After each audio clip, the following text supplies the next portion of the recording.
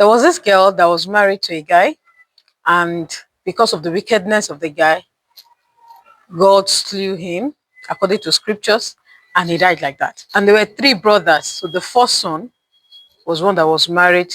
Then, according to tradition, it is possible that the girl would get married to the second brother so that the second brother can raise a seed and heir for the deceased brother. Well, because of that guy, the second brother thought of it that no, just thought in his heart that so he would now raise a child that is not his own. He just give his brother seed.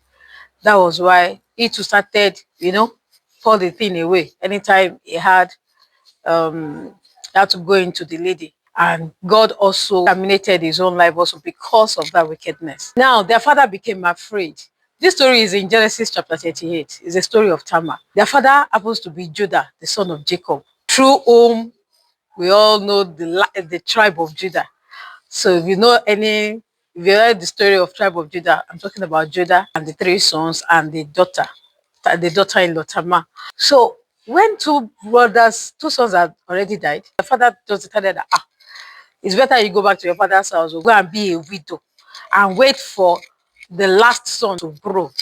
But the actual intention of Judah was not to give Tamar as a wife to the third son, because he was scared that let this one also know that it's not today that they've been saying they've been accusing women of killing their husband, or maybe the bad luck that kills the guy. So it was assumed that Tamar was the one bringing bad luck to the guys. Anyway, Tamar was in her father's house for a period of time, and she was not being called upon. She was not being brought back to the family house. So some people now told her that, see you, your father-in-law is around. He came around to that side. His own wife has died, but he has finished money, and he has come around to the area where Tamar's father's house is.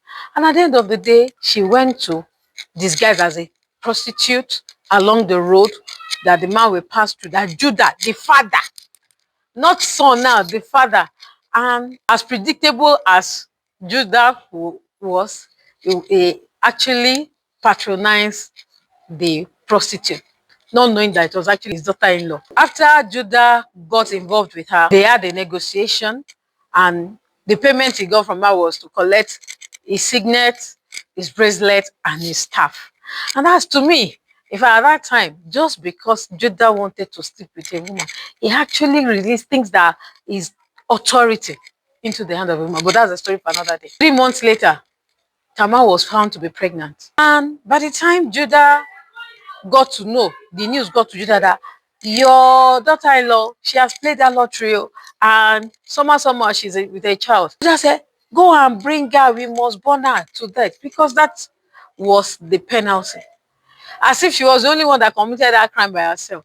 But when the girl came, she just brought out those things that this child I'm carrying belongs to whoever owns this.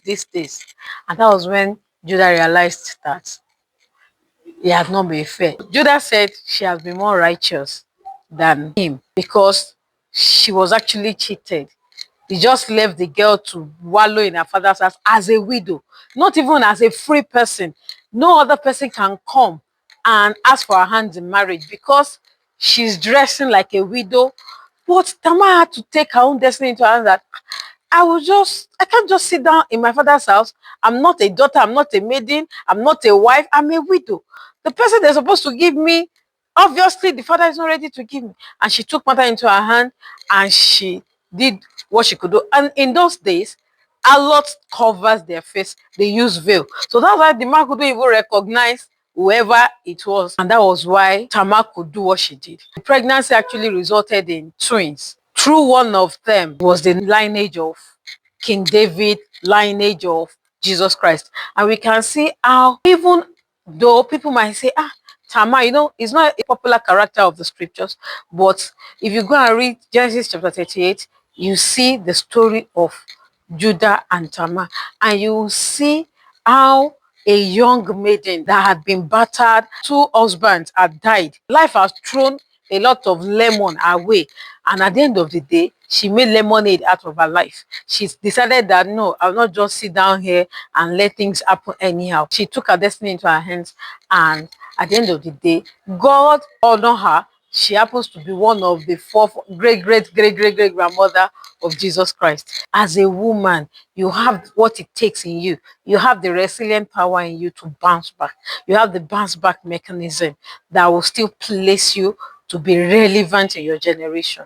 So don't be cast down. When life throw lemons at you, make lemonade out of it. Peace.